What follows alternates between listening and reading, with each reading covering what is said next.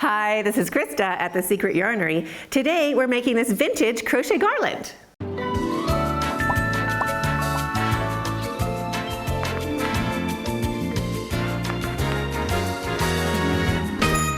This garland works up so great and so quick. We're using 2 strands of eyelash dazzle or any eyelash yarn that you have. And it works up so great because we only have to do one side of our bobble because all of that eyelash really just fluffs up the bobble and makes it look super nice and round without having to do the whole complete bobble. So you don't use as much yarn as you would if you just use a regular acrylic. And the sparkle is amazing.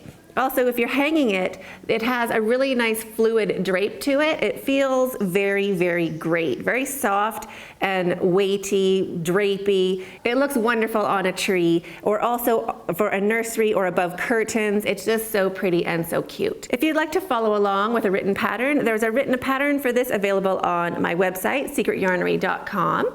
To make the vintage Christmas garland, you will need 2 balls of yarn. I am using this eyelash dazzle from Ice Yarns, and I'm mixing my colors. 1 pack of eyelash dazzle is enough to make really great garland for a 10-foot, very large Christmas tree, plus a small indoor Christmas tree as well. And that will be 1 complete pack or 4 skeins. If you are doing it for a normal Christmas tree, then 2 balls of eyelash dazzle is enough, or any sort of fancy tinsely yarn that you like. I'll be using a 6mm hook for this pattern. Get your tails lined up a little bit offset so one is longer than the other, and make a slip knot. Shrink that down and put it onto your hook. We're going to chain 10, but to start we're just going to chain 1. So chain 1, and now line up your tails with your yarn. Pinch the chain that you made. That's going to be our new tail or our new spot to hold your work. And chain 9. 1, 2, 3, 4, 5. So now my ends are woven in. 6, 7, 8, 9, and 10. So that is the beginning of our garland. So now we're going to work into the 3rd chain from the hook. So we don't count what's on our hook. We just count these V's underneath. So there's 1, 2, and 3. We're going to go into the 3rd chain just on this bottom part here. So most of that chain is going to be on the top of our hook. So wrap your yarn, go into that 3rd chain, grab your yarn and bring it back, wrap your yarn and take off 2, and now leave that on your hook. So now we're going to do that 3 more times. So wrap your yarn and go into the very same spot, grab your yarn and bring it back, wrap your yarn and take off 2, leave that on your hook. So now we have 3 loops on our hook. Wrap your yarn and do it again. We're basically doing this until there's no more space in that stitch. Wrap your yarn and take off 2. So that finishes that. We have 4 loops on our hook. So wrap your yarn into the same spot, grab your yarn and bring it back, wrap your yarn and take off 2. So now we have 5 loops or 5 stitches on our hook. Wrap your yarn and take off all 5 loops. So that is your first little pom-pom. And now chain 20.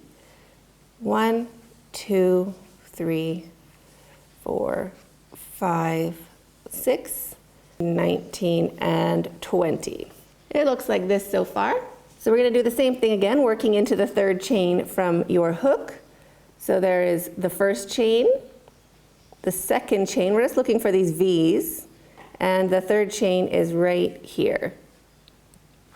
That is the 3rd chain. And we're going to go into the bottom part of that stitch or that chain. So wrap your yarn. I'm going to do another cluster stitch. So we're going to start 4 double crochets without finishing them. 5 if we can fit them in. So there's our first double crochet started but left on the hook. And again, start your double crochet,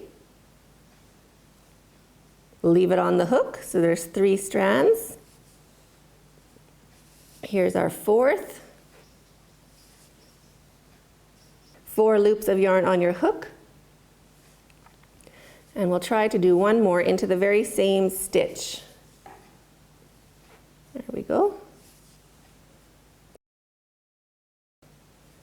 So we have 5 stitches on our hook. I'm going to wrap our yarn and take off all those loops. So just turn your hook so it's facing down and drag it through all of those stitches. And chain 20. 1, 2, 3, 19, and 20. So now into the 3rd chain from the hook.